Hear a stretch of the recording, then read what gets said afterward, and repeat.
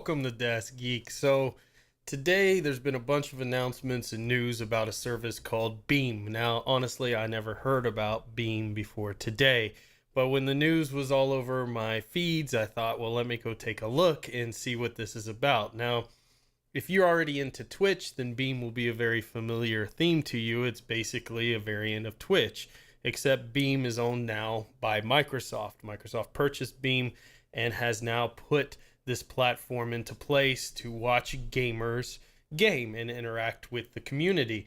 And they have some features in here which I think are unique, which we'll go through, that kind of create a little bit of variance between it and, say, the most popular platform out there, Twitch. But will this be a success? Will this be enough to drive a bunch of big named Twitch streamers over into a new service?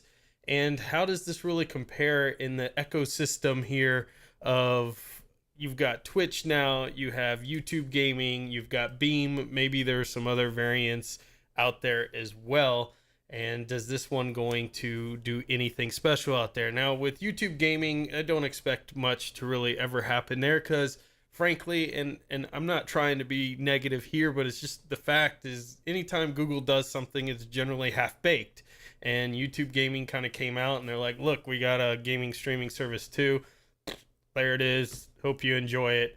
It doesn't really do anything unique. And then you've got Twitch, which was purchased by Amazon, and Twitch has been fairly innovative, but there's been a lot of things out there that people don't like, and there's not been a huge amount of features that they've added that the community's actually enjoyed, like the whole bits thing and stuff. I mean, it's kind of odd. It's a way of them taking more money away from the streamers' donations that the streamers used to get. Anyways, it gets complex. We're talking about Beam here.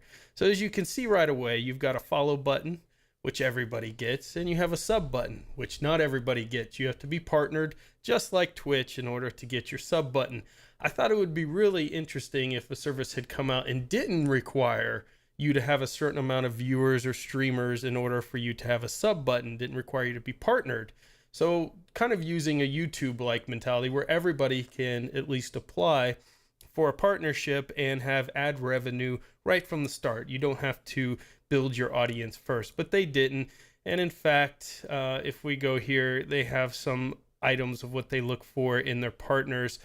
Minimum requirements is 300 followers, viewer count consistent in the 30s through the whole stream, 720p, webcams, blah, blah, blah.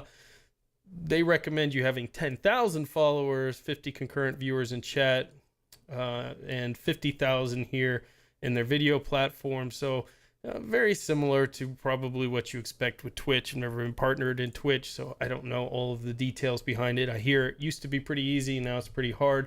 So if you're a newer streamer, or you're looking to get into gaming stream, then this may be something that you want to look into. Generally, it's a little easier to become king of the hill on these newer services than it would be, say, to get noticed in Twitch, where it's just inundated with people.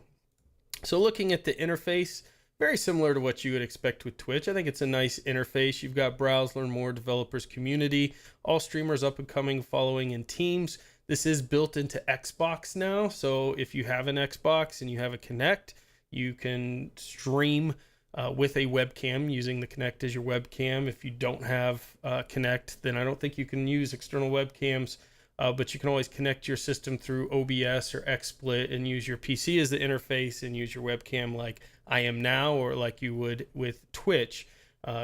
Again, recommend you would have a game capture card or that type of thing, but you can at least get away with it. If you have an Xbox Live, you can stream directly with the app in that. There is a mobile app for Beam, so you can download that. So everything structurally is there that's the same as Twitch.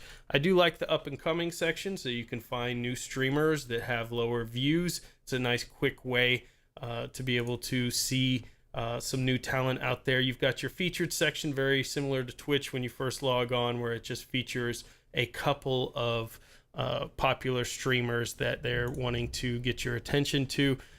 As far as the games and things, it's not as vast. As you can see, the amount of views in some of these games are very, very low, but it's a fairly new service. I don't think it's necessarily a new service, but it's new that Microsoft has really launched its marketing and obviously the news and everybody picking it up. So if you want to watch one of these games like Warframe, you've got a whole 6 people watching that between the group here, and a lot of folks streaming with 0 viewers here.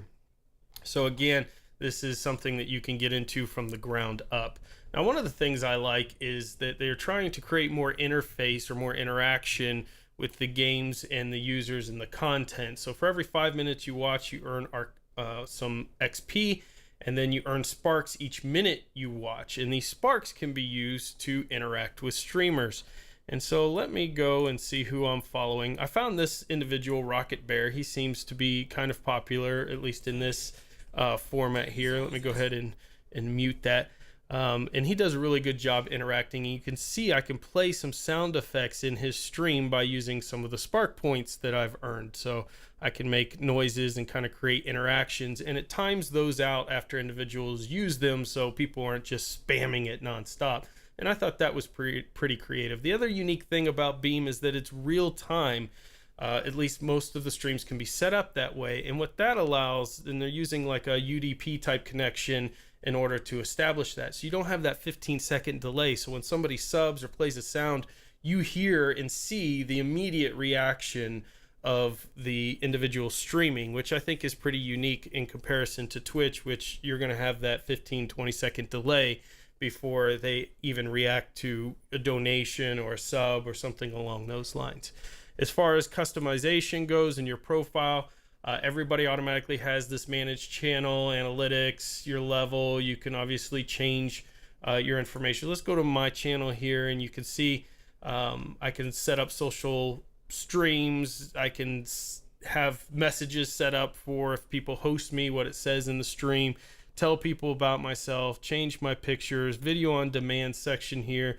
You've got your partnership if you're partnered, and you can do the setup stream, and this works. Use OBS, XSplit, other software, Xbox and Windows 10, so you can stream directly from those software sources into this software, and that's where you would get your codes and things, your networks that you would connect to, just like you would in Twitch or any other service. If you're using an Xbox, I think all of that's kind of done for you and built in.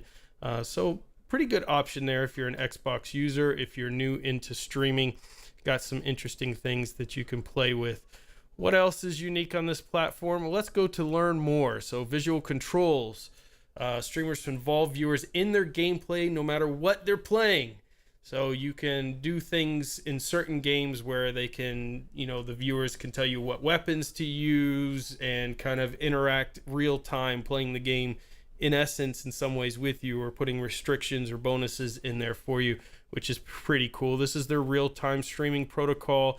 Everything here is HTML5, so I'm using, just any browser that supports HTML5 will work. I'm using Chrome here within Linux. Gamified streaming, you earn points, you level up, watch from anywhere. Of course, they've got the iOS, Android, Kindle, Apple TV, Google Chromecast. All of that is ready to go. Anything that works with HTML5 will work with this. I like that they have a roadmap here of things that they're adding. What you see here in purple is what's coming soon, and what's in blue is available right now. So video on demand chat replays, built-in donations, private messaging, channel headers, dynamic stream recaps, anniversaries, voice chat commands, group messages, theater mode, console apps are some things you could look forward to. You have terms of service and privacy. That's another thing that came to mind. I was wondering maybe this service will be a little more laxed than some of the other services like Twitch out there on the content and things that they allow. There definitely is settings here for mature 18 plus, which is nice.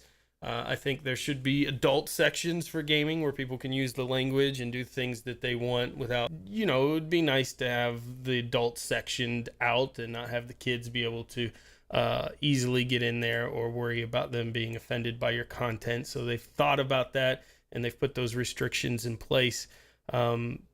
Again, it's an interesting service out there. I know when YouTube Gaming come out, I thought, well, that's going to really put Twitch in an interesting spot.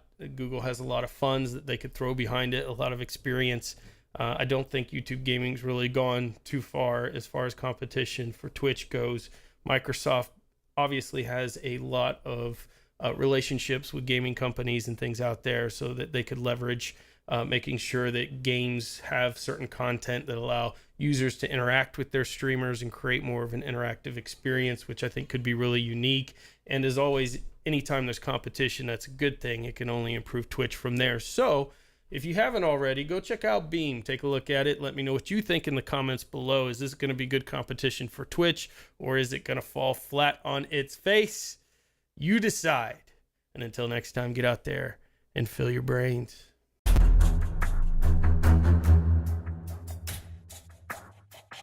Don't get subscribed. Does not like the video.